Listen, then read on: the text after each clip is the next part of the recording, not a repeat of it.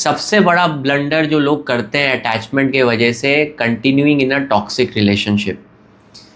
ठीक है, लोगों को बिफोर गोइंग इनटू रिलेशनशिप में एक चीज़ बताता हूँ, what is the difference between love and relationship. ठीक है, ये चीज़ समझना बहुत ज़रूरी है। Love and attachment, sorry relationship नहीं, what is the difference between love and attachment. जब तक आप ये चीज़ें नहीं समझोगे आप रिलेशनशिप में फंसते रहोगे। ठीक है, लव क्या होता है, जब भी आप एक ऑपोजिट जेंडर के प्रति जाते हो आपके बॉडी में एक हार्मोन रिलीज होता है। उसका पर्पस क्या है, आप बस वो ऑपोजिट पार्टनर के प्रति अट्रैक्ट हो, मेट करो, रिप्रोड्यूस करो। वो अट्रैक्शन बहुत स्ट्रॉन्ग करता है उस टाइम पे। और लव आपका रैशनल थिंकिंग को ख़त्म कर देता है, क्योंकि नेचर चाहता है आप प्रोक्रिएट करो। प्रोक्रिएशन के लिए आपको ऑपोजिट पार्टनर के प्रति अट्रैक्ट होना पड़ेगा, मेट करना पड़ेगा और रिप्रोड्यूस करना पड़ेगा।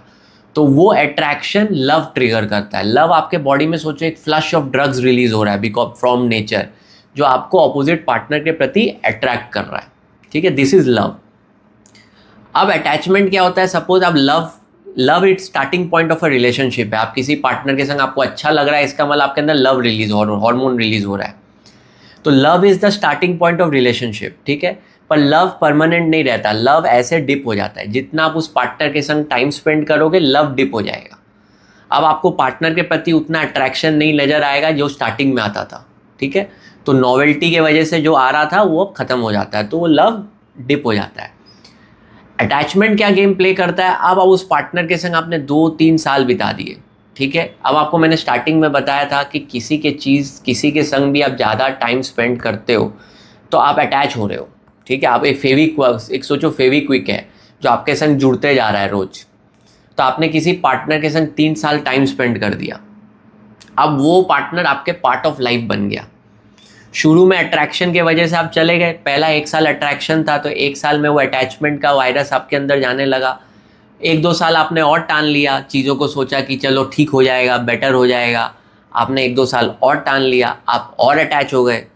अब आपको क्या हो रहा है कि स्टार्टिंग ऑफ द रिलेशनशिप में लव के वजह से आप उसके फ्लॉज नहीं देख पा रहे थे, उसकी जो प्रॉब्लम्स थी, उसके जो फ्लॉज, रेड फ्लैग्स थे, आप देख नहीं पा रहे थे। क्योंकि लव एक आंखों के सामने एक लेयर आ जाता है, बोला ना प्यार में आदमी अंधा हो जाता है, तो आप देख नहीं पा रहे थे।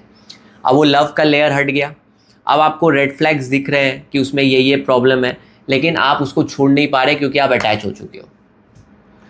यही अटैचमेंट है, वो आप उसको डिटैच नहीं हो पाओगे। जैसे ही आप डिटैच होने का कोशिश करोगे, ब्रेन आपको बोलेगा ये पार्टनर जैसा भी है एटलीस्ट तू इसको जानता तो है, क्यों छोड़ रहा है इसको। Brain optimize for survival, brain को नया चीज़ पसंद नहीं है। ब्रेन देखा कि इस पार्टनर के संग रहने से काम तो चल ही रहा था ना, कुछ प्रॉब्लम तो हो नहीं रहा था, तो क्यों छोड़ रहे हो उसको। तो नोन डेविल बोलते हैं ना, is better than unknown friend. हाँ, वो एक बोलते हैं ना, known devil is better than unknown friend. तो ये वाला सीन यहाँ ऑपरेट कर जाता है।